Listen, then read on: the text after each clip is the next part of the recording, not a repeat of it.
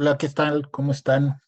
Pues en esta ocasión, pues vamos a tener la clase grabada, porque pues por problemas técnicos no voy a poderles transmitir el día de hoy la sesión, pero pues para la próxima sesión del curso, pues bueno, platicaremos, ya tendremos la oportunidad de platicar en directo sobre el tema de la poesía de Bukowski. Ahorita nada más vamos a platicar precisamente sobre, pues bueno, la poética y antipoética de Bukowski, que pues bueno, hemos estado platicando cómo, pues bueno, desde su narrativa, pues bueno, cómo fue surgiendo, cómo fue la respuesta, cómo fue ya después el reconocimiento del público.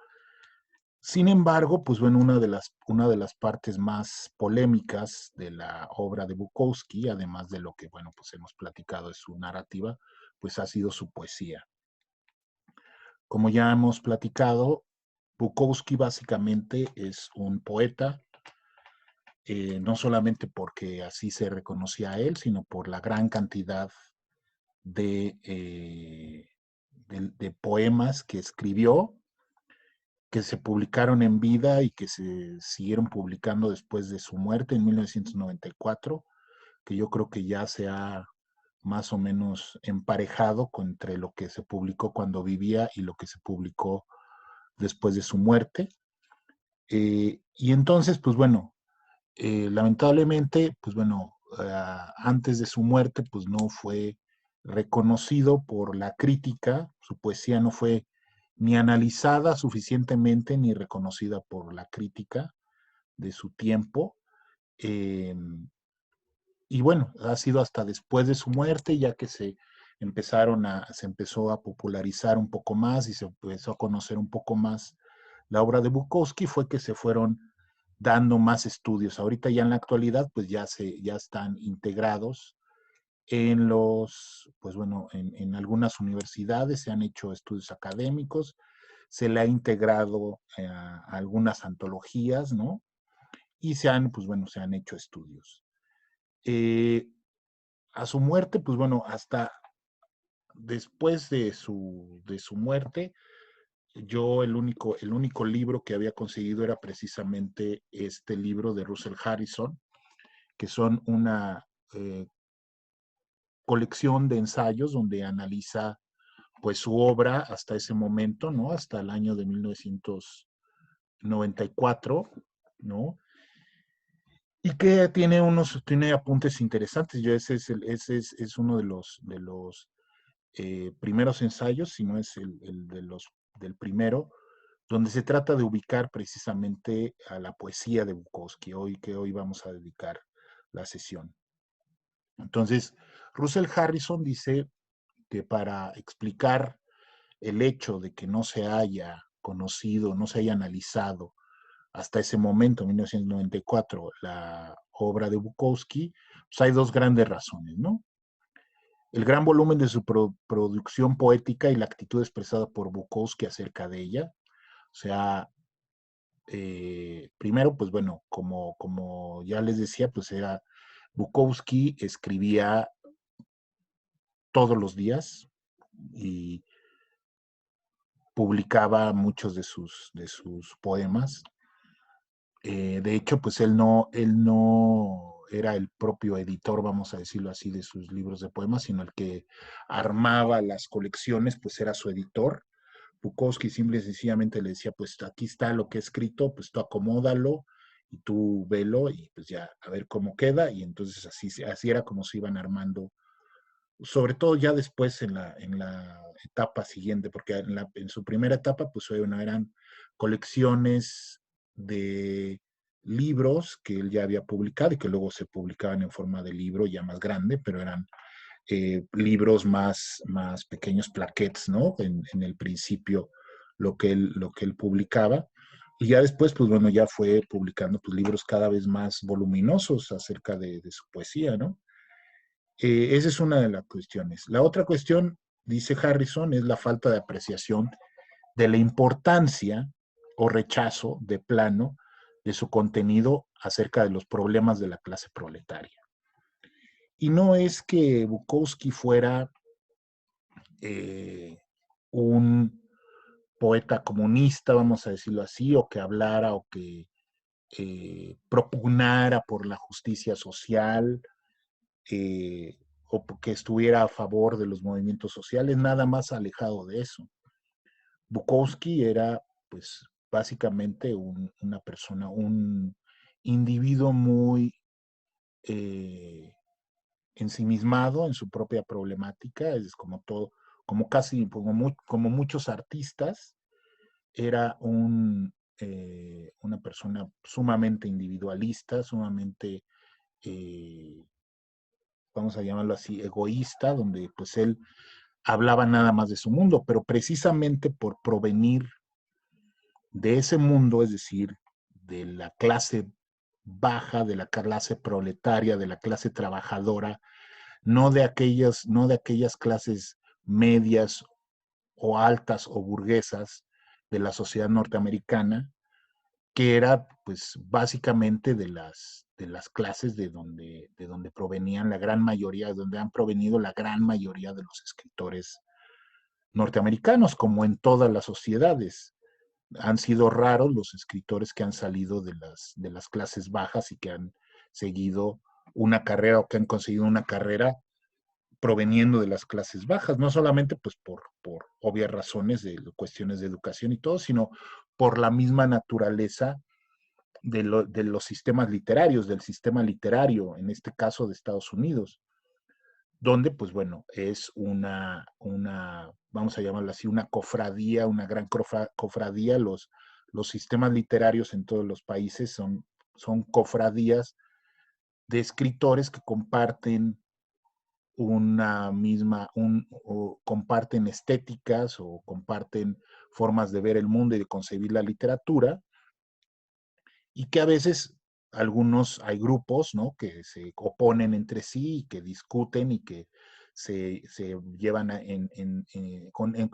platican entre ellos, discuten entre ellos, se critican entre ellos y van estableciendo pues los cánones de la literatura de esos países durante diferentes épocas.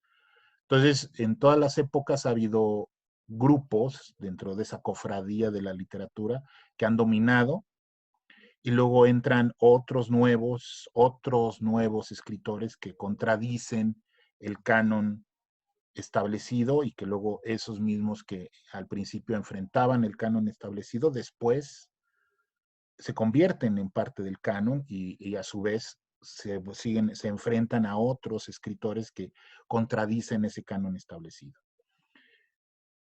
Para el momento en el que está Bukowski, en el que produce Bukowski, hay dos movimientos dentro de la poesía norteamericana. Digo, no nos vamos a ir a analizar toda la historia de la poesía norteamericana, sino nada más los dos movimientos principales que estaban en boga o que estaban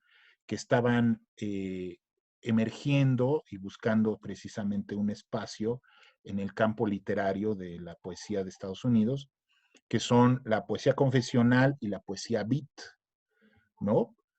Entonces, vamos a decirlo así, académicamente, críticamente, pues esos eran los dos grandes movimientos que se detectaban que había de poetas que escribían de acuerdo con esas dos tendencias, ¿no? La poesía confesional y la poesía beat. Entonces, para Bukowski, eh, no cabía en esas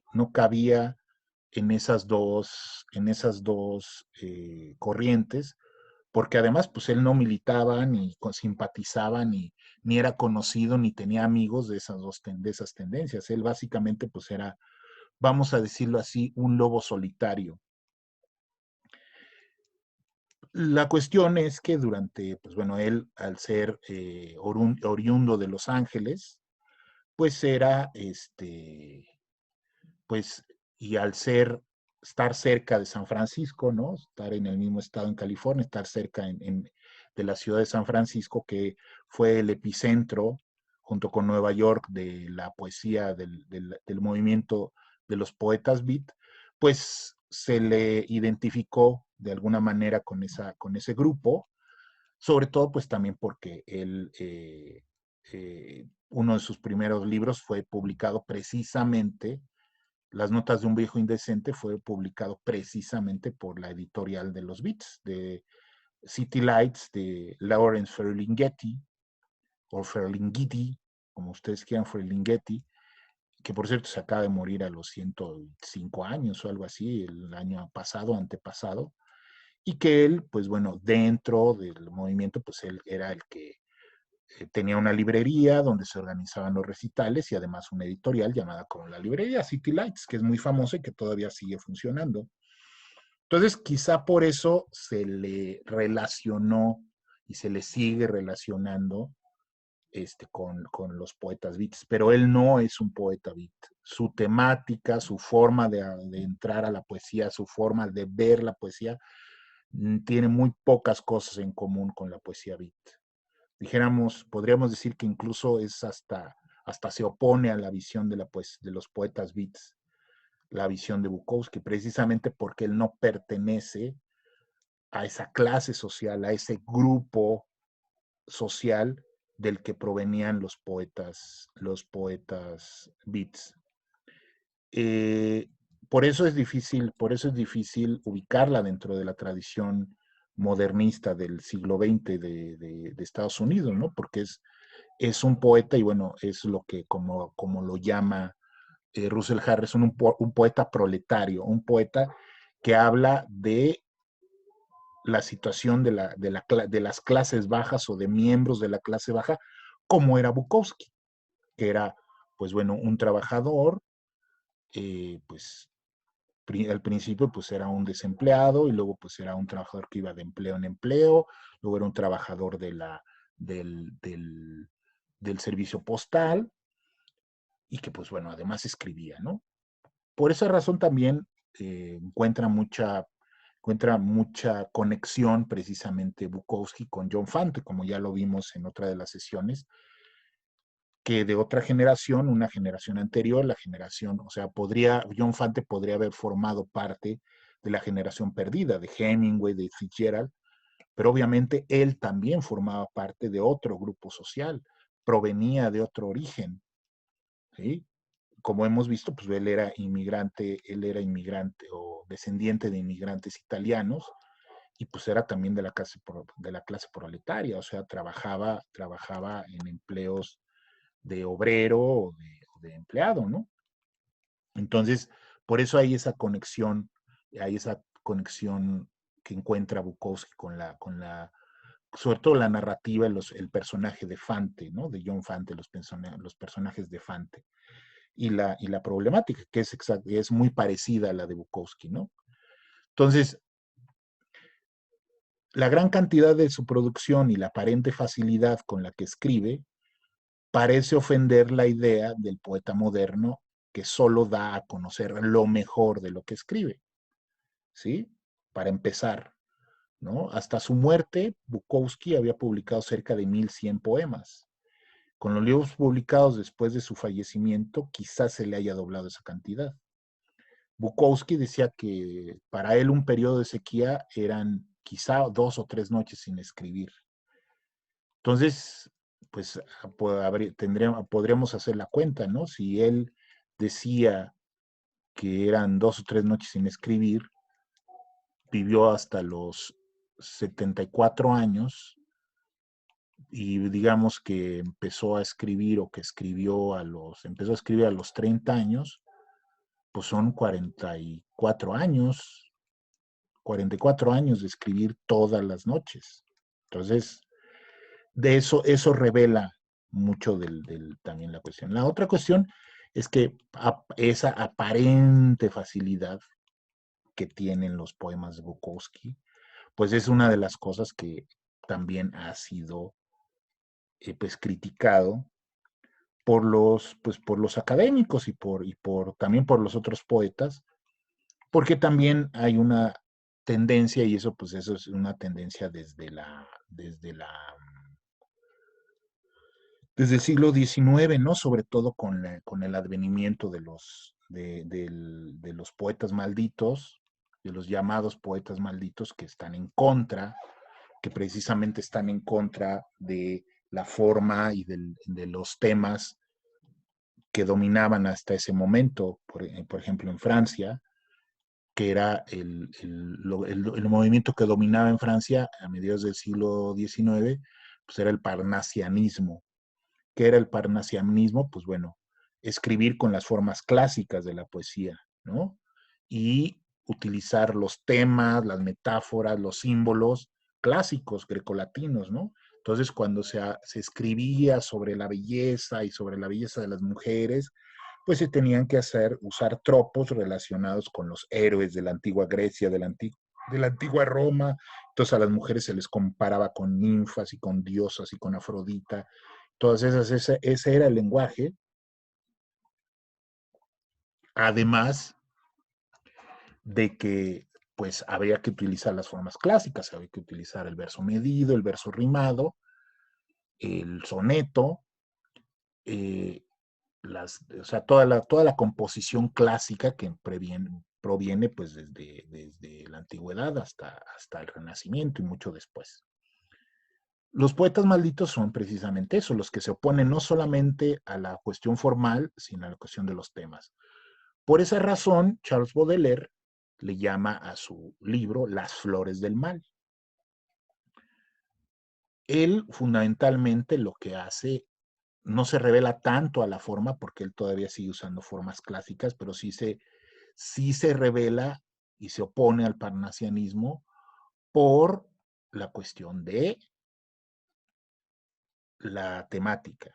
¿Por qué son flores del mal? No son flores del mal porque hablen del diablo, que sí le dedica algunos eh, poemas al mal y al demonio, a Hermes Trimegisto y a cosas esotéricas, pero más que nada se refieren a las flores del mal, de lo que no es bello, de lo que no se considera bello, de lo que no se considera en el clasicismo lo bello, sino él le dedica poemas a lo sórdido, a la derrota, a las prostitutas, a la vileza, a la ira, les dedica poemas a las cosas, vamos a llamarlo así, negativas, malas del mundo, y les dedica poemas.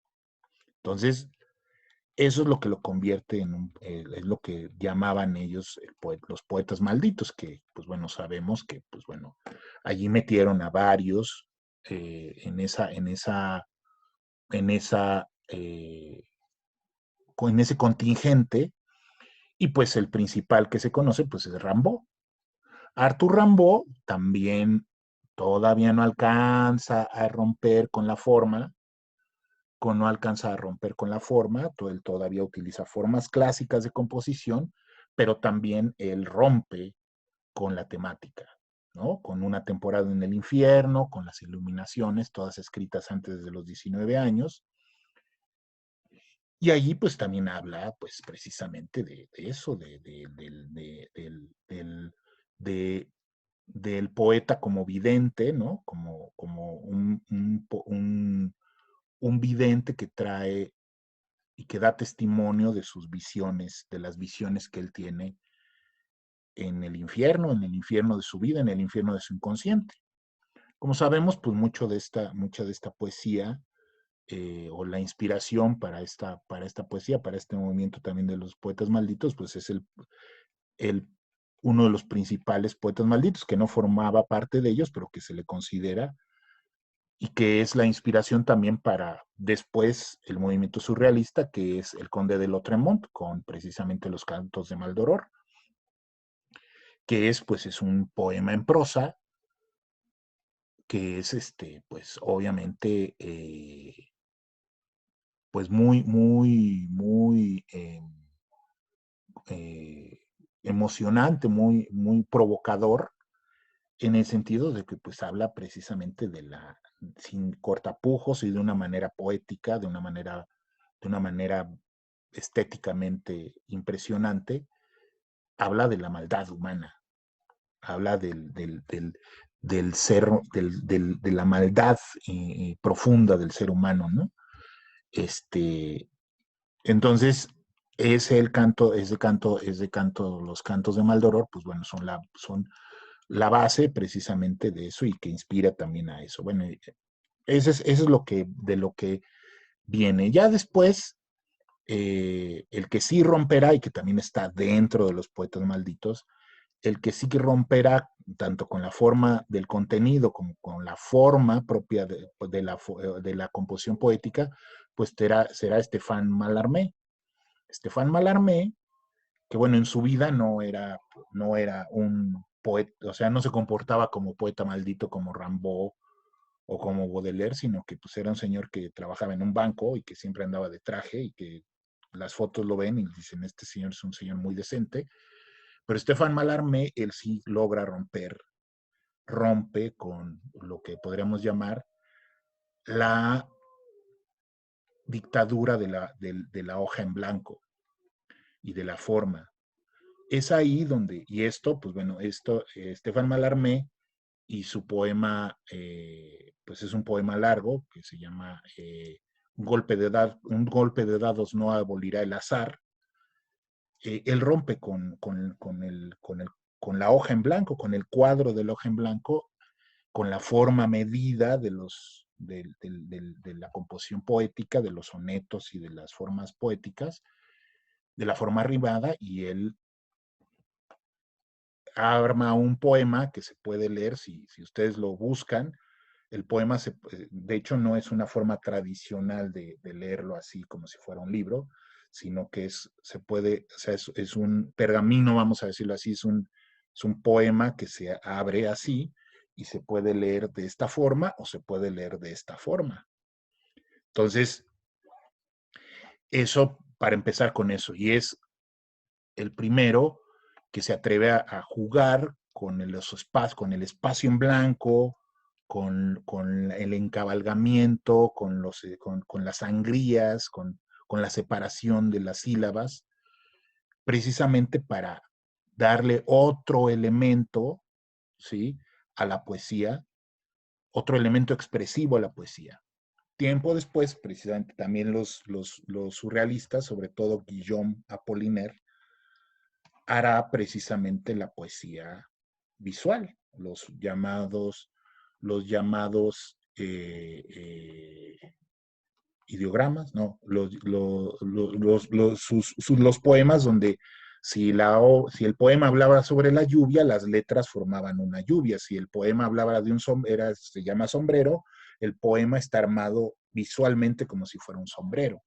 No lo he ejemplificado aquí, pero nada más es para que tengamos el antecedente de que esta cuestión de la ruptura ya viene desde el siglo XIX. Entonces, en Estados Unidos estamos en la a mitad del siglo XX, 1950, irrumpen precisamente estas dos formas de poesía, ¿no? La poesía eh, confesional, los poetas confesionales y los poetas beat. Entonces, Bukowski, y precisamente también de ahí viene esto, Bukowski nunca tuvo una forma preferida de composición, aunque siempre compuso en verso libre. O sea, él no componía en forma rimada, él no manejaba las formas clásicas de composición, de la forma rimada, de la poesía medida, ¿no? Él no manejaba eso, siempre lo hizo en verso libre, aunque sí fue cambiando de los versos largos a la manera de Whitman, con poemas minimalistas de unas cuantas sílabas, ¿no? Que eso sobre todo se ve en sus últimos libros, sobre todo en el libro Poemas de la última noche de la Tierra, ¿no? Donde allí ya es una cosa ya incluso poemas cortos, casi aforísticos, ¿no? Casi como haikus, ya es lo que hace Bukowski. Por todo ello, por esta cuestión de que, pues al parecer Bukowski no tenía forma o no utilizaba la forma tradicional de composición poética, pues da la sensación para mucha gente que no sabe de poesía, que no sabe la historia de la poesía, pues da la sensación de que Bukowski no hay forma, de que no hay oficio, de que no hay ningún tipo de estética y que por lo tanto pues no hay poesía, porque por una parte la poesía de Bukowski habla de las cosas cotidianas que le pasan a él, como una persona pobre, como un proletario. Y obviamente, pues esas cosas, pues para el campo literario o los grupos que dominan el campo literario, pues la poesía tiene que ser exquisita, tiene que hablar de cosas elevadas, tiene que utilizar un lenguaje elevado, de preferencia que no se le entienda a la primera, sino que se tenga que descifrar, que no revele, que la poesía no revele su misterio a la primera lectura, sino que tengas que tener cierto bagaje cultural para poderlo entender, para poderlo descifrar, no entender, para poder descifrar el sentido oculto de la poesía. Sí, esa es una forma y durante muchos años precisamente dominó y todavía sigue dominando en la actualidad esa visión acerca de la poesía. Pero estos dos grupos, la poesía confesional y los poetas beat, pues bueno, contradijeron esa visión, ¿no? Contradijeron esa visión, aunque también ellos, de alguna manera, también siguieron esa visión, ¿no? Esa visión de que la poesía tiene que ser elevada, tiene que ser difícil, tiene que ser compleja, tiene que hablar de símbolos y de metáforas y utilizar muchas metáforas, ¿no? Ahora, la otra cuestión es que, pues, es lo que también tiene que ver Bukowski, ¿no? Que también lo cuestionan mucho, pues bueno, es que él, a diferencia de él, vamos a decirlo así, el, el, el cliché del poeta, ¿no? Que tiene que dedicarse a su obra y escribir y no hacer nada más, congraciarse a su obra, ¿no? Pues Bukowski lo usa, o sea, él escribía poesía de una manera cotidiana, o sea, él se sentaba a su máquina de escribir mientras, y bebía y escuchaba música y fumaba mientras escribía poesía. Lo hacía como un trabajo, como una cuestión cotidiana, no lo hacía como una cuestión monástica, ¿no? Como por ejemplo Flaubert, ¿no? Que Flaubert se encerraba en su casa y no salía hasta que sacaba la obra y la volvía, escribía 2, 3 líneas al día, ¿no? Porque pues le costaba muchísimo trabajo en escoger las palabras adecuadas para escribir sus obras.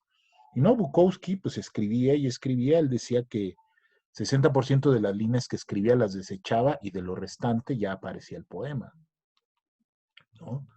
Entonces, o de esta cuestión que decíamos, Bukowski no utiliza recursos retóricos de sus contemporáneos, ¿no? Alusiones herméticas, metáforas deslumbrantes, simbolismos, cambios de tono o ambigüedades. Él utiliza el lenguaje de todos los días para escribir poesía. Y esa es una de las cuestiones más importantes. Bukowski asume que todo puede y debe ser incluido en la poesía. Y esa es una de las cuestiones más importantes para entender acerca de Bukowski, ¿no? Bukowski rechaza que la poesía sea abstracta y alejada de la subjetividad. Él asume que la poesía debe ser concreta, debe referirse a las cosas del mundo, por más horribles que pueden ser, y que la poesía debe ser lo más subjetiva posible. Es decir, referirse al sujeto. ¿Sí? El que debe demostrar cómo ve el mundo debe ser el sujeto, es decir, el poeta, ¿no? Y quizá esa es una de las cosas que pues más molestan a ciertos críticos y lectores de poesía, porque en la poesía de Bukowski solamente hay un sujeto, Bukowski. O sea, todo lo que se cuenta en la gran mayoría de los poemas de Bukowski es la experiencia de Bukowski.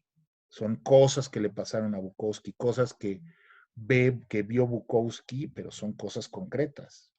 O sea, en muy pocos poemas Bukowski habla de cosas abstractas, ¿sí? De cosas abstractas que no tienen conexión. Él siempre parte, su poesía siempre parte de lo que le sucede cotidianamente y a partir de eso, él elabora una reflexión sobre eso que le sucede y conecta esos elementos para que de ahí surja la poesía, ¿no? Entonces, para él, ¿no? Podríamos decir, y aquí en esto pues estoy siguiendo a Russell Harrison, su poesía se caracteriza por una estética de los pequeños eventos, ¿sí? En eso ahí sí lo relaciona muy bien. Ahorita vamos a ver a la poesía confesional, en qué consiste la poesía confesional, pero ahí sí lo conecta con la poesía confesional, porque es precisamente los pequeños eventos de la vida cotidiana, de ahí él saca su poesía, ¿sí? Él no habla de los héroes de la antigüedad, ni de personajes literarios, ni trata de hacer eso. Por ejemplo, ahorita que veamos algunas cosas del Robert Lowell, pues él sí se va, todavía utiliza esos tropos de esos temas de la poesía clásica, ¿no? De los estándares de la poesía clásica, pero en otros poemas sí habla de las cosas cotidianas, ¿no? O sea, los eventos cotidianos son los que sacan la poesía. De los eventos cotidianos sale la poesía. Entonces, no hay nada que sea tan trivial o mundano que no pueda ser transformado en poesía. Todo lo que para Bukowski, y es lo que yo creo también, quizá por eso también a mí digo, esto es comentario aparte, ¿no? Fuera de cuestión, quizá yo precisamente por haber leído tanto a Bukowski comparto esa cuestión de que de los hechos cotidianos es donde surge, pues, donde puede surgir, tiene que surgir la poesía. Sobre todo porque en la actualidad estamos muy alejados ya de la cuestión de hacer poemas épicos y que hablen de grandes hazañas y de guerras y de las batallas y de todo. La poesía sale tiene que salir del problema cotidiano con la pareja, con que amaneciste con un grano en la cara, que no sirve el excusado, no sirve la tarjea del baño, es decir, todas esas cuestiones son parte de la poesía y pueden salir y formar parte de la poesía. Entonces, de ahí que Bukowski escriba tanto de todo lo que le pasa, ¿sí? Entonces, hasta estar echado hasta mediodía en su casa, en su cama, de ahí saca poesía, ¿no? De que le hablan por teléfono, de ahí saca poesía. Entonces, esa es parte de la explicación de su visión y de cómo él escribe la poesía, cómo aborda la poesía. Otra cuestión importante dentro de la poesía de Bukowski es que no hay que olvidar que él también paralelamente él desarrolla una carrera como narrador. Escribe también muchísimas historias, ya vimos de relatos, ya vimos sus novelas, y entonces eso también lo aplica en la poesía. Mucha de la poesía de Bukowski son historias, son casi cuentos, ¿no? Son historias de lo que le sucede y lo desarrolla precisamente como si fueran narraciones, ¿no? Si ya sea que cuente algo que le sucedió en el pasado, que le acaba de suceder o que le contaron, muchos de sus poemas son narraciones. Y en muchos de ellos hay un escenario, o sea, una escena, un escenario, hay personajes que generalmente es él y otros personajes, e incluso desarrolla una trama, va desarrollando algo que pasa, ¿no? Algo que va sucediendo y que se va desarrollando, desenvolviendo a lo largo del poema, ¿no? Una historia que se va desarrollando en los poemas. Ahora, uno de los aspectos que más llama la atención a los lectores y críticos sobre la poesía de Bukowski es su amplia subjetividad. A Bukowski no le interesa el mundo exterior en sí mismo, ni las personas ni las cosas. Le interesan en tanto lo afectan lo deleitan o lo hacen sentir miserable. Aquí hay una paradoja. Eh, Podríamos decir que básicamente Bukowski es un misántropo. O sea, y no lo digo yo, lo dice él mismo en muchos de sus poemas. O sea, a él no, lo que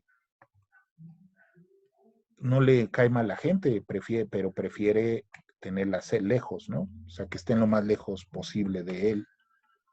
Porque para él, pues, el tratar con las personas siempre le trae conflicto y le trae problemas. Pero al mismo tiempo, él está fascinado cuando conoce a personas o tiene que interactuar con las personas, se fascina por cómo los analiza y cómo los observa y cómo le ayudan a corroborar el absurdo que significa la humanidad y el ser humano. ¿Sí? Entonces, es como si se encontrara bichos raros y que los analizara con afán entomológico, ¿no? Los pusiera bajo el microscopio y estuviera viendo cómo se comportan las personas con las que tiene que interactuar. Y entonces, a veces, muchas veces ni siquiera tiene que interactuar, simple y sencillamente observa y escucha. Él no interactúa, sino observa a los demás, ¿no? Observa a los vecinos, observa a las mujeres. Y en el caso de las relaciones con mujeres, pues bueno, allí tiene una relación más compleja, como ya lo vimos en otra de las sesiones, porque él es un hombre muy necesitado de aceptación y muy necesitado de amor. Y parte de esa necesidad de amor y de aceptación, pues la vierte en sus creaciones literarias. O sea, él siente que es un genio y que lo que él escribe es importante y que por eso que escribe y que es importante, el mundo lo va a reconocer y lo va a admirar y lo va a querer. Que finalmente lo logró, afortunadamente. O sea, logró de esa, gozó de esa aceptación y de ese éxito, pues bueno, ya al final de su vida, pero fue reconocido. No, quizá nunca él hubiera reconocido que era suficiente, o sea, él hubiera querido más, como todos los artistas pensamos que no somos lo suficientemente reconocidos, o más bien que no somos reconocidos para nada y que merecemos más, pero bueno, pues eso ya no depende de uno, depende del mundo. De ahí, por esta forma de ver el mundo, la poesía de Bukowski es muy personal, enfocada en la forma en que el mundo lo afecta cuando tiene la mala suerte de interactuar con él. ¿Sí? Cuando el mundo viene y se mete en su cuarto, donde él está acostado o sentado, él tiene que lidiar con ese mundo. Entonces a él o sea, no le molesta, sino a él le afecta todo. Le afecta leer el periódico, le afecta leer un mal libro, le afecta los ruidos de la calle, le afecta ver a una persona, ¿sí? Y sobre eso escribe. Y sobre eso desarrolla una idea y desarrolla una reflexión sobre el mundo, sobre él y sobre el mundo. Entonces, de esta manera, la poesía de Bukowski es posible porque se desenvuelve en un terreno abierto por los poetas confesionales que le anteceden, sobre todo porque se trata de la poesía de la experiencia. ¿Sí? Esta es una cosa que, bueno, pues por ahí yo vi a un crítico español, pues bueno, despotricar contra la poesía de la experiencia, ¿no? Precisamente porque, pues bueno, pues la poesía de la experiencia entonces valida como Bukowski, que cualquier cosa puede ser poesía y que cualquier cosa puede ser considerada poesía. Porque en este tipo de poesía lo que importa es que el poema refleje la experiencia inmediata del poeta y la reflexión analítica de lo experimentado es secundaria. ¿Sí? O sea, lo que importa es la expresión de la experiencia inmediata. O sea, el poeta ve, el poeta experimenta y el poeta escribe. ¿Sí? Entonces, dentro de la poesía de la experiencia, lo que se valida, lo que vale es la autenticidad con que surge la experiencia autobiográfica del autor. No tanto la reflexión y que analicen y que saque grandes ideas, sino que, que, que exprese la experiencia auténtica del, del poeta, es decir, de lo que vive el poeta, de lo que le pasa al poeta, de lo que ve el poeta, ¿no? Entonces, allí hay pues bueno, podríamos decir que esa es la principal experiencia, ¿no? La principal conexión que tiene con los poetas de la confesionales, que ahorita vamos a ver, ¿no? Sin embargo, la diferencia fundamental de Bukowski con los confesionales, además de que mucho del material de Bukowski es considerado antipoético, precisamente por esta ausencia de figuras retóricas y de alusiones herméticas y de todo esto que se utiliza, que se utilizaba hasta antes en la poesía, lo fundamental es la diferencia de clase. ¿Sí? Bukowski escribe desde el mundo de la clase trabajadora, mientras los confesionales lo hacen desde el mundo intelectual y cultural. O sea, Robert Lowell es un poeta que estudió en la universidad y que vivió y dio clases y escribía y vivía en un mundo burgués. O sea, él no era un proletario, él no era un trabajador, él no era un descastado. O sea, él era una persona de clase media que pues ascendió y pues se dedicó a escribir. Entonces, ahorita vamos a leer un poema de Robert Lowell para que veamos de lo que habla Robert Lowell y de lo que habla Bukowski. Para eso, ¿no?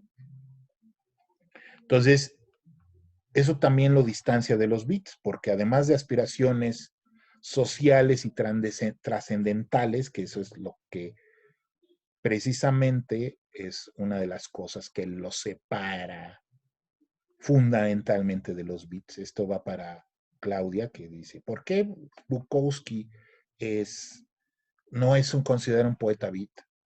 Porque los poetas beats tenían una preocupación social y tenían una preocupación mística trascendental. Sí, ellos o sea, les patinaba el budismo y el orientalismo y la filosofía y todas esas cosas, iba a decir paparruchas, pero bueno, todas esas cosas de su tiempo, ¿no? La meditación trascendental y todas esas cosas, y trataban de que su poesía formaba parte de ese cambio de la era de Acuario, ¿no? De ese cambio acuariano de modificar la conciencia universal, la conciencia del mundo, ¿no?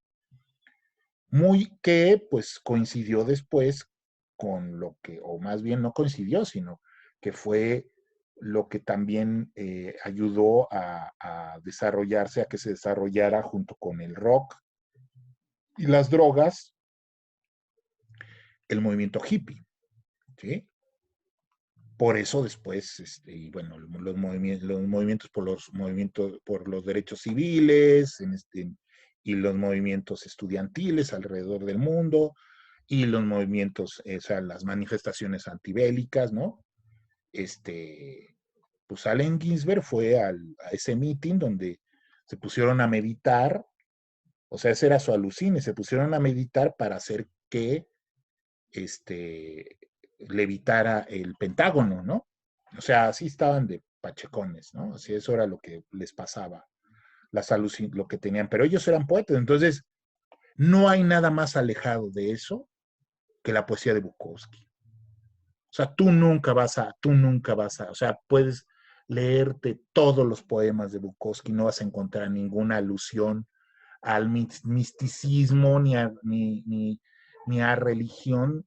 Digo, por ahí sí menciona algunas veces a Dios, pero nada que tenga que ver con estas cosas trascendentales, ni con una preocupación de yo a través de mi poesía, yo con el desarrollo de la conciencia, voy a cambiar el mundo. A Bukowski no le interesa cambiar el mundo. A Bukowski lo que le interesa es que el mundo no lo joda. Eso es lo que quiere Bukowski. Que el mundo lo deje de joder y que lo deje vivir en paz y que lo deje escribir ¿sí? Que le deje escribir lo que le dé su gana y que lo deje beber y que lo deje follar, como dirían los españoles, y que le quite, que no le joda la vida. Eso es lo que le pide al mundo, no lo quiere cambiar. De alguna manera, pues bueno, si lo viéramos ahora, pues Bukowski sería un reaccionario, en lugar de ser un revolucionario, como en su momento pues vieron a los Beats, ¿no? Que eran revolucionarios de la conciencia, ¿no? Y precisamente también porque los Beats venían del mundo intelectual, venían de la universidad, venían del aspecto intelectual, pertenecían a las clases intelectuales, por más que Kerouac pues bueno, era como que el más proletario, pero también él tenía aspiraciones intelectuales, ¿no? Pero todos estudiaron en universidad, todos eran hijos de clase media, ¿no? Pues Ginsberg pues era judío, estudió en la universidad, Burroughs fue heredero de la compañía esta que inventó las calculadoras Burroughs, ¿no? Las calculadoras para hacer cuentas, pues es heredero de esa familia, o sea, ¿sí? Fue Ligeti, Gary Snyder, toda esa banda, todos esos que están ahí en la pantalla, pues eran intelectuales, pues véanlos, se vestían de traje. ¿Cuándo vieron a Bukowski? ¿Cuándo han visto una foto de Bukowski con traje y corbata? Bueno, cuando era más chavo sí hay una foto donde está en una fiesta o algo así con sus papás, pero después de eso Bukowski nunca se volvió a poner un saco y una corbata, porque él no era eso, él era un empleado, él era un obrero. Entonces, vamos a analizar la cuestión de la poesía confesional norteamericana, ¿no? Para entender esto. Estos, vamos a decir, contactos que son que abren el campo a que se pueda, a que Bukowski pueda desarrollarse o pueda desarrollarse el tipo de poesía que escribió Bukowski. Pero independientemente de eso, pues él no, digo, hasta mucho tiempo después fue realmente valorado, ha sido realmente valorado, mientras que la poesía confesional norteamericana, pues como pertenecía a, pues bueno, a esos círculos de la poesía intelectual, del medio cultural, pues bueno, fue poco a poco pues teniendo validación y creando precisamente, ¿no? Entonces, la poesía confesional es la poesía de lo personal o del yo, a eso se le reconoce, ¿no? Surgió a finales de los 50, principios de los 60 y se asocia con poetas como Robert Lowell, Sylvia Plath, Anne Sexton y W.D. Snodgrass. El libro de Lowell, Life Studies o Estudios del Natural, es un relato muy personal de su vida y sus vínculos familiares y tuvo un impacto significativo en la poesía estadounidense. Aquí yo tengo los dos tomos de la poesía completa de Lowell. O sea, vean ustedes. Esa es la poesía completa de Lowell. Dos tomotes. ¿Saben cuántos tomotes sería la poesía completa de Bukowski? Serían 10 de estos, si no es que más. ¿Sí? Entonces vean nada más en proporción lo que escribía cada quien. Entonces es muy interesante la poesía de Lowell, porque pues él pues bueno, se desarrolla precisamente pues en este ámbito de la poesía confesional, se le llama la poesía confesional. Sin embargo, él sigue utilizando esos elementos de la poesía, de las alusiones, de las alusiones herméticas, las alusiones a otras épocas, a otros personajes, a personajes literarios, ¿no? Él, por ejemplo, él desarrolla un libro, déjenme nada más para leerles el índice, ¿no? De este libro. que es uno de sus más grandes obras, ¿no? Donde hace un recorrido por personajes históricos, ¿no? Desde los... Historia, de hecho se llama Historia.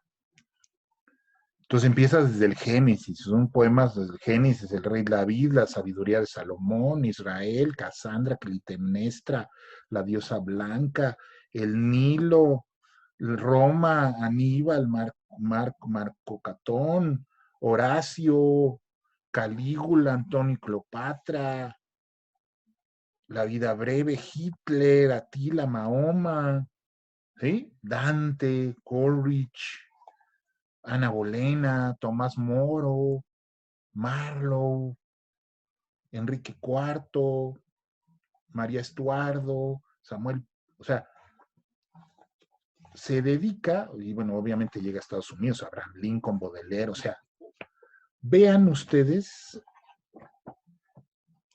de lo que escribe, o sea,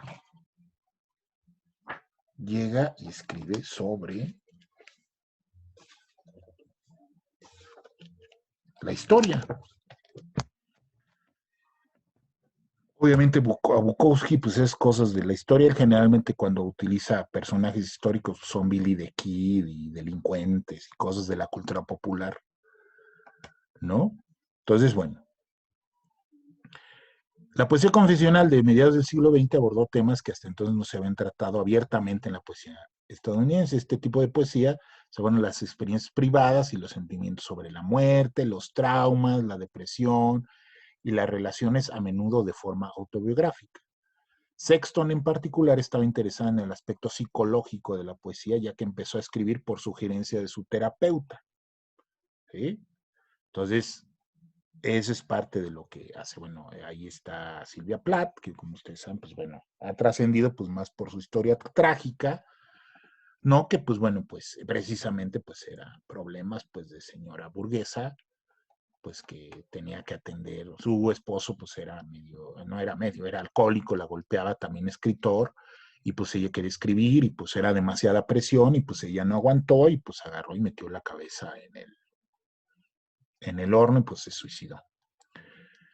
Y ella pues escribía también, ¿no? Pero también tiene esta cuestión, escribir sobre su vida y sobre sus cuestiones, sus problemas, ¿no? Los poetas confesionales no se limitaban a plasmar sus emociones en el papel, el oficio y la construcción eran muy importantes en su obra. Si bien su tratamiento del yo poético puede haber sido rompedor y chocante para algunos lectores, estos poetas mantuvieron un alto nivel de artesanía, o sea, de oficio, a través de su cuidadosa atención y uso de la prosodia. Ahorita vamos a leer uno de los poemas más conocidos uno de Platt, vamos a leer uno de Platt y uno de Robert Lowell, para compararlo con un poema de Bukowski, nada más uno para que ustedes vean las diferencias de tonos y de cosas. Este poema de Platt está dirigido a su patria, que tiene referencias al holocausto, pero utiliza un ritmo cantarín que recuerda a las rimas infantiles, ¿no? Entonces, vamos a verlo y vamos a leer los dos poemas para que vean ustedes cómo es esto. Vamos a, ¿dónde está? Aquí está. Lo voy a poner en la pantalla.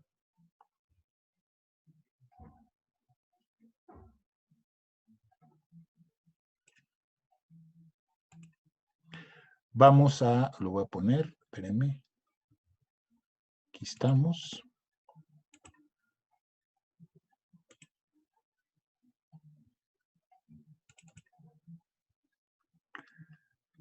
Aquí está uno de los poemas más famosos de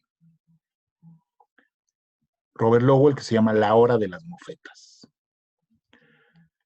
Lo voy a leer y vamos a comentarlo. La ermitaña heredera de la isla Nautilus aún pasa el invierno en su casita espartana.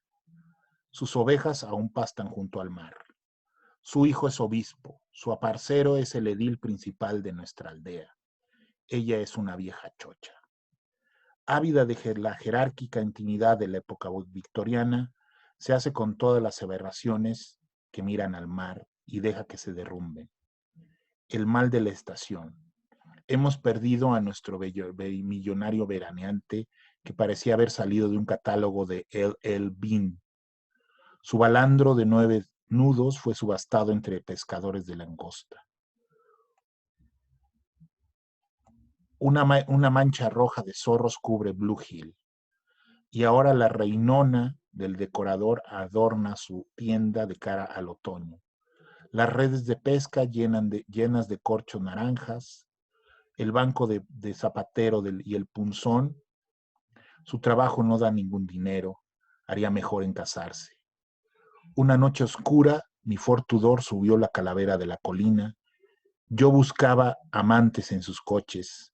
Las luces apagadas descansaban juntos, casco con casco, en donde el cementerio se asoma a la ciudad. No estoy bien de la cabeza. La radio de un carro gimotea. Hay amor, amor despreocupado. Escucho sollozar a mi espíritu enfermo en cada célula, como si con la mano le agarrara el pescuezo. El infierno soy yo. No hay nadie más aquí. Solamente mofetas que buscan a la luz de la luna un poco de comida.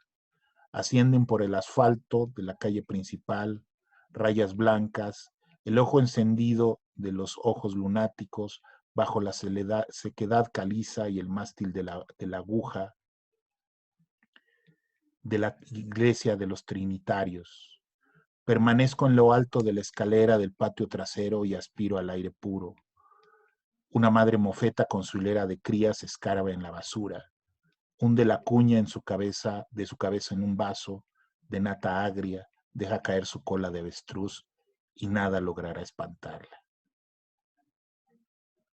Pues qué bonito, ¿verdad? Qué bonito el poema, lleno de imágenes sugerentes, pero pues habla de un cuate que vive en un entorno donde tienen yates y es señoras que tienen cosas y él está viendo las mofetas.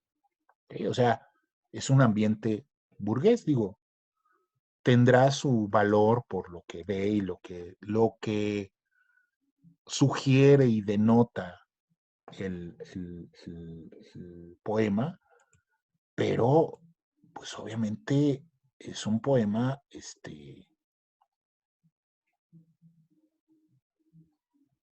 lleno de pues que habla de cosas pues que no tienen nada que ver con lo que habla Bukowski, por ejemplo. Veamos otro poema, un poema de Bukowski que habla también de él cómo observa y hace cosas, y qué es lo que observa y hace cosas, pero de qué cosas y qué cosas observa Bukowski, a diferencia de Lowell que vea las mofetas y el mar y todas estas cosas bonitas. Se llama Fuera de lo habitual. Después de que la esposa de Mickey se va a trabajar, él camina hacia el fondo del patio y comienza a fumar mota, con Harry el pintor de casas. Harry el pintor de casas tiene un perro cobarde llamado Pluto, que se pasa el día lloriqueando al final de una larga cuerda. No puedo culpar a nadie, la gente se cansa de lo habitual. Me siento en mi casa leyendo una y otra vez el periódico del día de nuevo.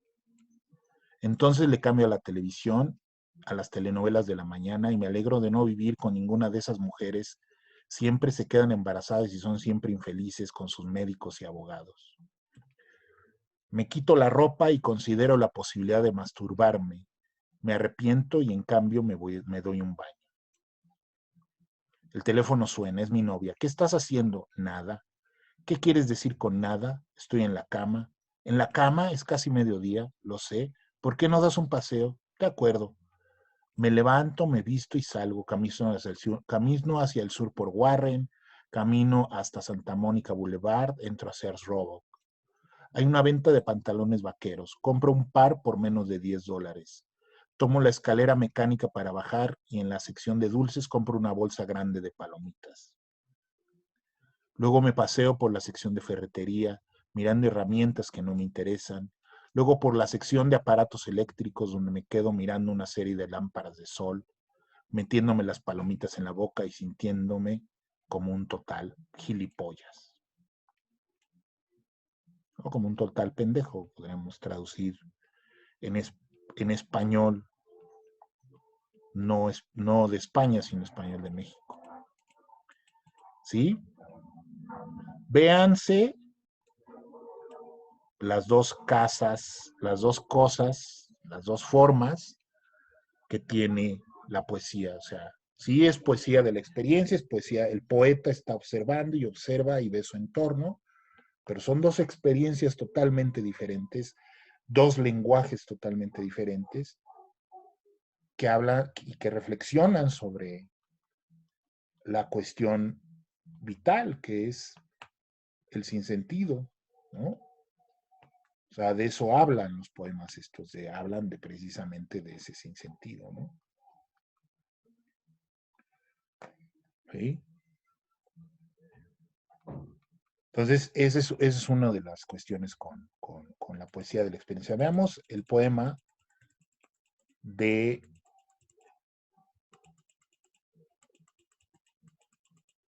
esta Silvia Plath.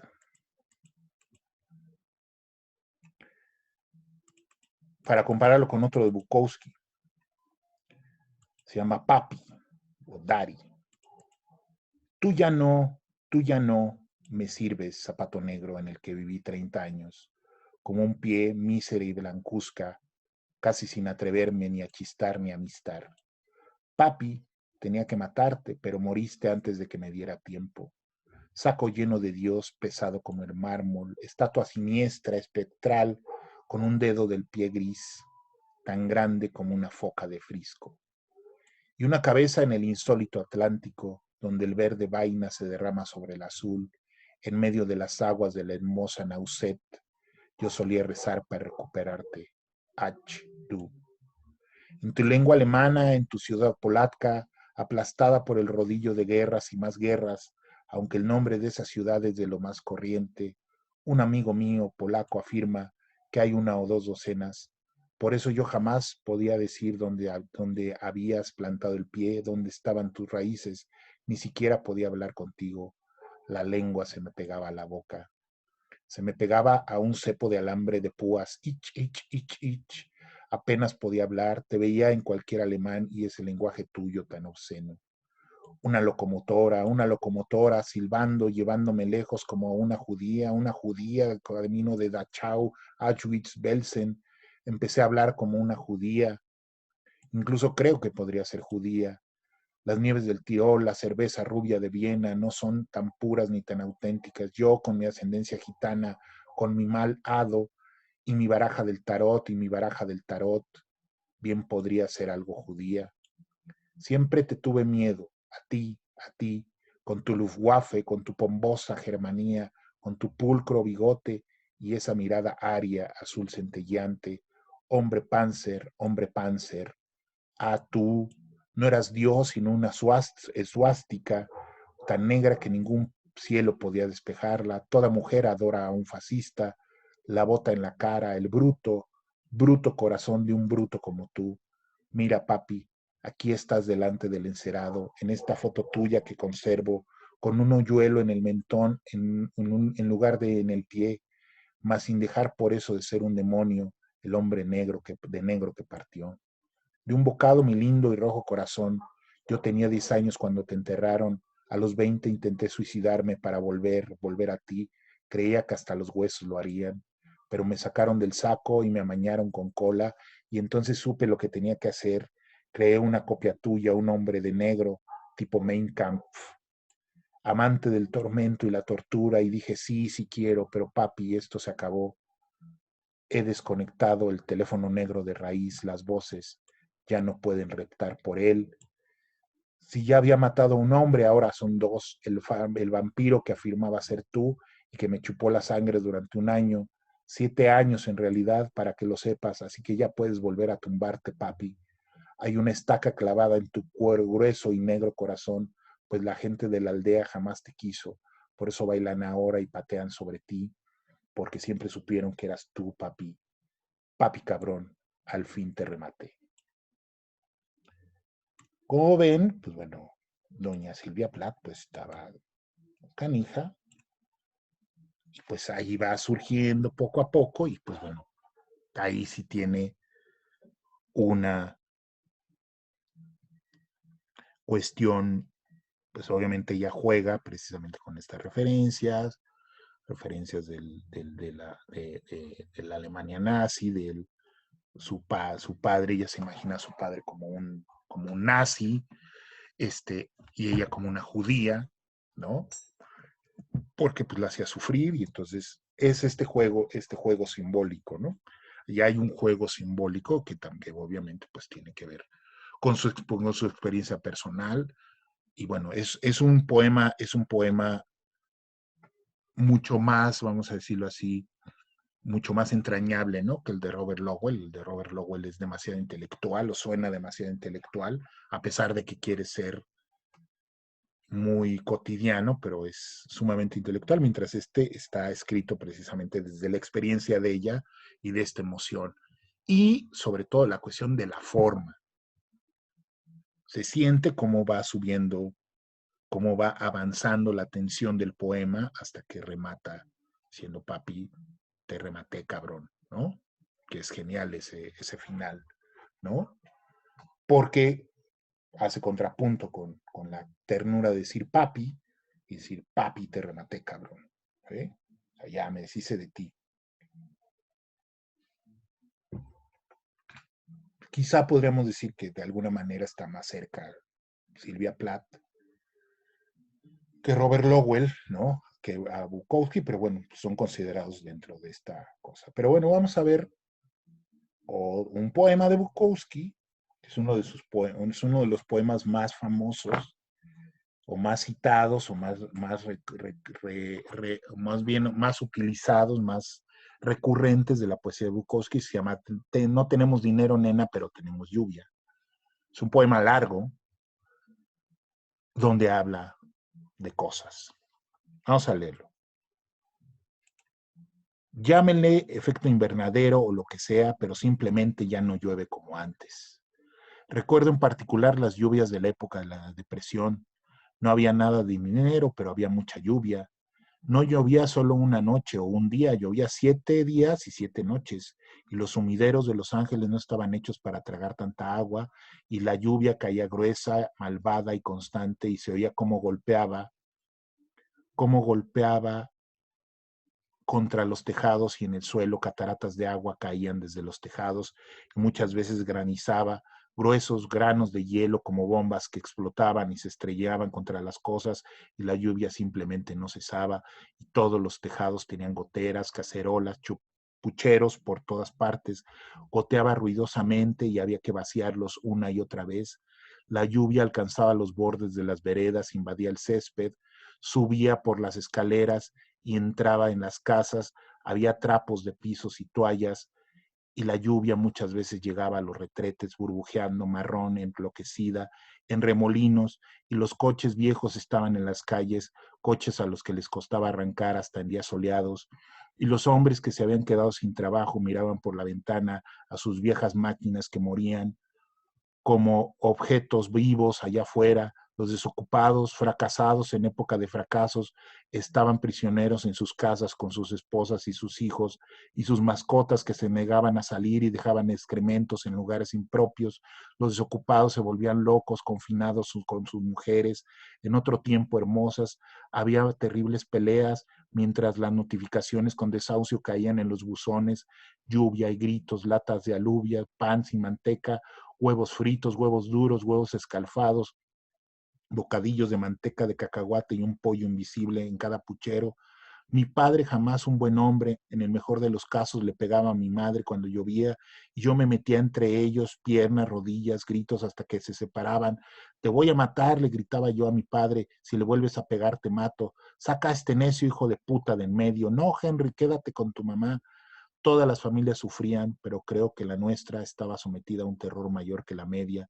Y por la noche, cuando intentábamos dormir, la lluvia seguía cayendo y en la cama, en la oscuridad, al mirar la luna contra la ventana rajada que impedía que entrara la mayor parte de la lluvia, yo pensaba en Noé y en el arca y pensaba en el diluvio, que el diluvio había vuelto, todos lo pensábamos y después de pronto paraba y parece que siempre paraba a eso de las 5 o 6 de la madrugada. ¿Qué pasa entonces? Pero no exactamente silencio, porque las cosas seguían haciendo ping, ping, ping, y ya no había niebla, y a las 8 de la mañana había una ardiente luz amarilla de un amarillo Van Gogh, loca, cegadora, y después los desagües del tejado, aliviados del caudal de agua, empezaban a expandirse con el calor, pang, pang, pang, y todo el mundo se levantaba y miraba afuera, todo el césped empapado, más verde, y allí estaban los pájaros sobre el césped, piando como locos, no habían comido decentemente durante 7 días y 7 noches y estaban hartos de bayas y esperaban que los gusanos casi ahogados, salieran a la superficie.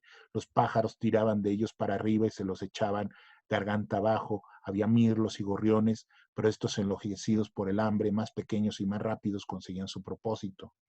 Los hombres estaban de pie en sus porches fumando cigarrillos y sabían que había que salir a buscar empleo, que probablemente no existía, que había que arrancar ese coche y que probablemente no arrancaría.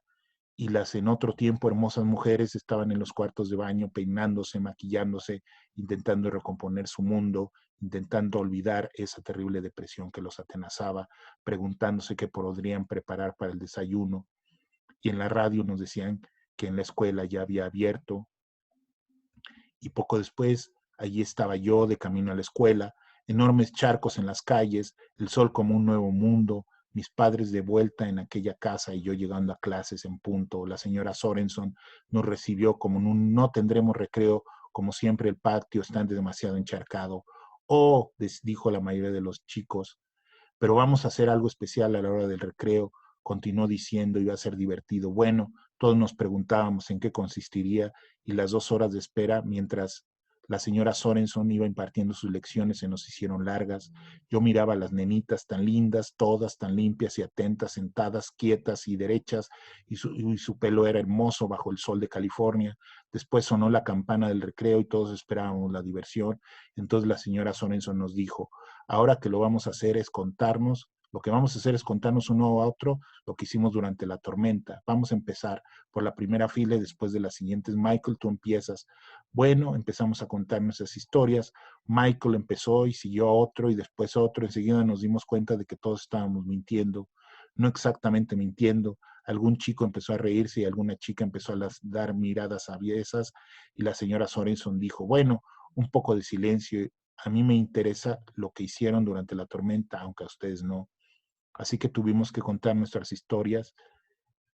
Y eso sí que eran historias. Una niñita dijo que cuando salió el arco iris la primera vez había visto el rostro de Dios en uno de los extremos, pero no explicó en cuál. Un nene dijo que había sacado la caña de pescar por la ventana y había cogido un pescadito y se lo había dado a su gato. Casi todo el mundo contó mentiras.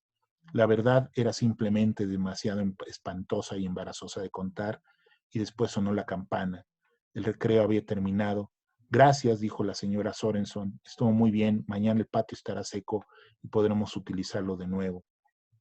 La mayoría de los chicos les aplaudió y las nenitas siguieron sentadas, derechas, quietas, tan lindas, limpias y atentas, con sus cabellos hermosos bajo un sol que el mundo no volvería a ver jamás.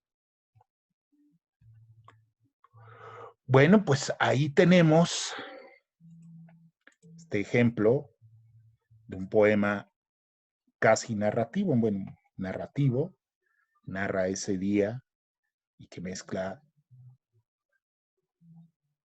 todo este mundo de todas estas cuestiones de la depresión económica, el desempleo, los niños, las mentiras, o sea, el mundo de la ficción porque el mundo es suficiente, es demasiado horrible, ¿no? Como para contarlos, y entonces hay que contar mentiras, hay que contar historias.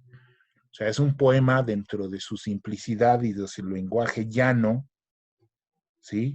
Es totalmente y fácilmente entendible y se entiende toda la idea, sin necesidad de grandes metáforas. Las metáforas son las imágenes que utilizan, ¿no? Como cómo hace el símil entre los pájaros y los hombres que salen a buscar trabajo y las mujeres que se arreglan, pero no tienen con qué hacer el desayuno o están pensando en qué hacer el desayuno, ¿sí? Con los pájaros sí tienen para comer y nosotros, los seres humanos, no tienen para comer. Es símiles, ese símil es genial, ¿no? Y eso es pura observación. No está inventando nada, simplemente sencillamente está contando su experiencia. En ese sentido, es diferente a lo que nos nos plantea en su momento, ¿no? La, este, los poetas beat. Vamos a ver qué es lo que planteaban los poetas beat, ¿no? A ver, aquí tenemos a los poetas beat. Los beat, a ver, esta no, es esto. Vamos a platicar que los poetas beat, ¿no? La poesía beat se desarrolló durante la década de 1940, tanto en Nueva York como en la costa oeste, aunque San Francisco se convirtió en el corazón del movimiento a principios de la década de los 50. El final de la Guerra Mundial hizo que poetas como Allen Ginsberg, Gary Snyder, Lawrence Ferlinghetti y Gregory Corso cuestionaran la política y la cultura dominantes. Estos poetas pasarían a ser conocidos como la generación Beat, un grupo de escritores interesados en cambiar la conciencia y desafiar la escritura convencional. Se dice que Jack Kerouac acuñó el término generación Beat, o sea, generación golpeada, para describir su situación de desamparo y la de sus compañeros durante los años de la posguerra. Después, pues bueno, como es golpeada, beat también es ritmo, ¿no? Y pues como ellos estaban muy emparentados también con la música jazz, o sea, para ellos les gustaba la música jazz, les gustaba la libertad con la que los músicos de jazz tocaban e improvisaban, y entonces ellos trataron de alguna manera de traducir en su poesía esa libertad también para impresionar y para la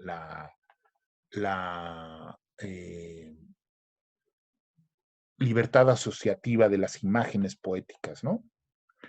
Los beats estaban estrechamente relacionados con los poetas del movimiento del Renacimiento de San Francisco, como Kenneth Rexroth y Dover Duncan, ese que está ahí es Kenneth Rexroth. La lucha contra la inconformidad social y la tradición literaria fue fundamental en la obra de los beats. Entre este grupo de poetas se utilizan drogas alucinógenas para alcanzar una conciencia superior, así como la meditación y la religión oriental. El budismo fue especialmente importante para muchos de los poetas beat, tanto Snyder como Ginsberg estudiaron intensamente esta religión y figuró en gran parte de su obra. Por eso Bukowski no es un poeta beat. No le importa la política, no le importan los movimientos sociales y no le importa la religión oriental, ni la meditación, ni nada de eso le interesa.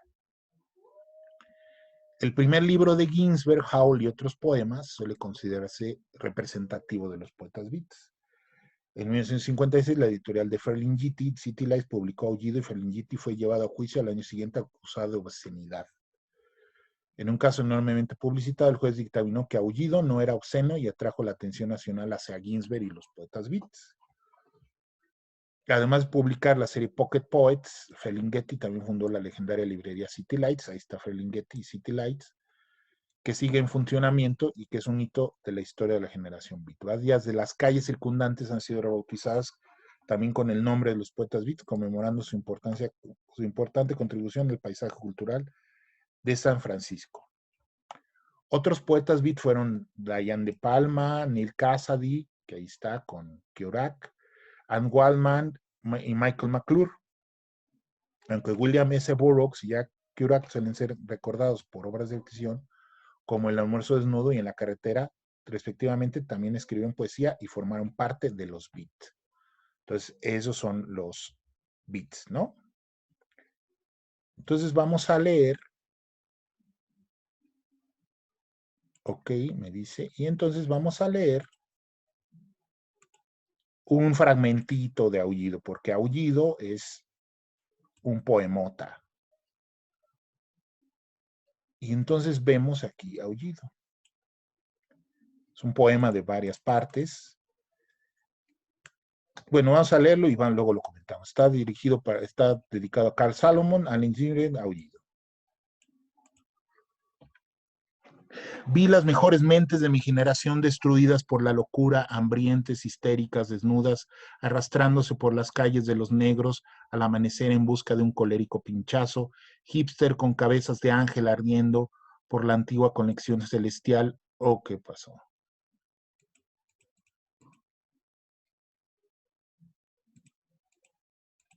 Oh, algo hice.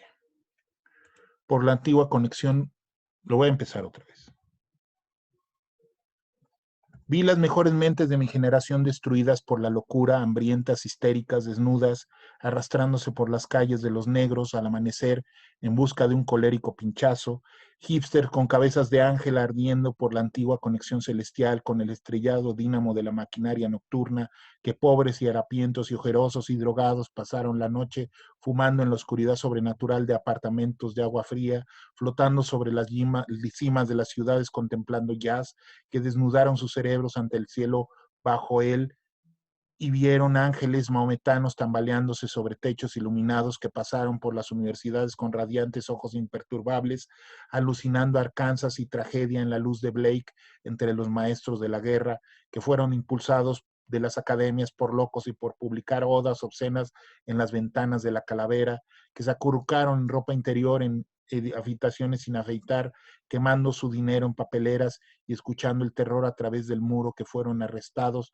por sus barbas públicas regresando por Laredo con un cinturón de marihuana hacia Nueva York, que comieron fuego en hoteles de pintura o bebieron trementina en Paradise Alley, muerte o sometieron sus torsos a un purgatorio noche tras noche, con sueños, con drogas, con pesadillas que despiertan alcohol y verga y bailes sin fin, incomparables callejones de temblorosos, nube y relámpago en la mente, saltando hacia los polos de Canadá y Patterson, iluminando todo el inmóvil mundo del intertiempo, realidades de salones de peyote, amaneceres de cementerio, de árbol verde en el patio trasero, borrachera de vino sobre los tejados, barrios de escaparate, de paseos drogados, luz de tráfico de neón parpadeante, vibraciones de sol, luna y árbol en los rugientes atardeceres invernales de Brooklyn, desvaríos de cenicero y bondadosa luz reina de la mente que se encadenaron a los subterráneos por el interminable viaje hacia el Battery, al Santo Bronx, en Bencedrina, hasta que el ruido de ruedas y niños los hizo caer temblando, con la boca desvencijada y golpeados yermos de cerebro, completamente drenados de brillo bajo la lúgubre luz del zoológico, que se hundieron toda la noche en la submarina luz de Bickford, salían flotando y se sentaban a lo largo de tardes de cerveza desvanecida en el desolado Fugasis, escuchando el crujir del apocalipsis en el jukebox de hidrógeno, que hablaron sin parar por 70 horas del parque al departamento, al bar, a Bellevue, al museo, al puente de Brooklyn, un batallón perdido de conversadores platónicos saltando desde las barandas de salidas de incendios, desde ventanas, desde el Empire State, desde la luna. Y bueno, así sigue. ¿Qué notamos aquí en el poema? ¿Qué notamos en el poema de Ginsberg? Pues notamos una acumulación de imágenes, de metáforas, de hechos, de situaciones, de visiones, ¿sí? Muy dadas en esta cosa del flujo de conciencia, ¿no? O sea, muy, muy heredado de los poetas surrealistas, del surrealismo, hablando ya no sabemos si desde el inconsciente, si desde el inconsciente o hablando desde la alucinación, producto de las drogas. Pero bueno, ese es el poema y es un poema que además sale como un borbotón de imágenes, ¿no? Ese es el sentido, como si fuera un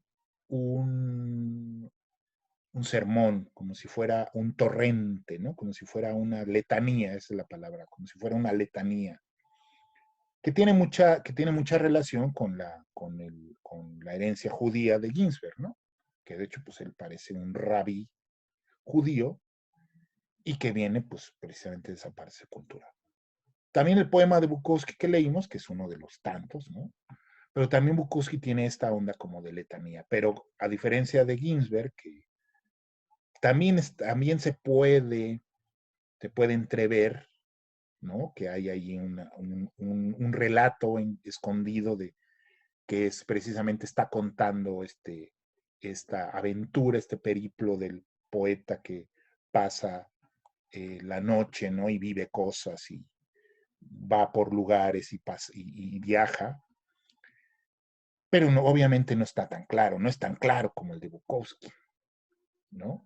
No es tan claro como el de Bukowski, no está no se aprecia tan claramente como el de Bukowski. Entonces, en el, el poema de, de, Ginsberg, pues es más, vamos a decirlo así, más intrincado, más impenetrable, ¿sí? Entonces, eh, eso es una cuestión fundamental de la diferencia entre los Beats y Bukowski, temáticamente y formalmente, aunque puede tener puntos de contacto, como ya vimos, ¿no? Por esa razón Bukowski no es un poeta beat, ¿no? Y obviamente a él no le gustaba que lo compararan con los poetas beat o que lo metieran dentro del grupo, aunque los conocía y tuvo varios, o sea, compartió varios recitales con Ginsberg y con toda esa banda, pues porque pues, iba a San Francisco, lo invitaban a leer y hacía lecturas y él iba allí y se codeaba con ellos, pero él no era beat. Entonces, bueno, esto es lo que quería yo platicar con ustedes. La próxima sesión, bueno, vamos a ver, ya que vimos más o menos, pues precisamente la poética y antipoética de Bukowski, lo que es, lo que no es. La próxima clase vamos a ver las fases, las épocas poéticas de Bukowski, ¿no? Desde sus primeros poemas, sus primeros libros y luego ya pasando por los libros ya cuando él ya es un escritor consolidado, vamos a decirlo así, hasta los libros ya publicados después de su muerte. Entonces ahí vamos a hacer un repaso de la poesía temática formalmente acerca de Bukowski, ¿no? De qué tratan en general, los poemas más representativos de cada época. Bueno, pues les agradezco mucho. Nuevamente les pido que me disculpen por no estar en vivo, pero pues creo que ha sido provechosa y pues bueno, la pueden ver, leer, la pueden ver, escuchar cuando ustedes quieran.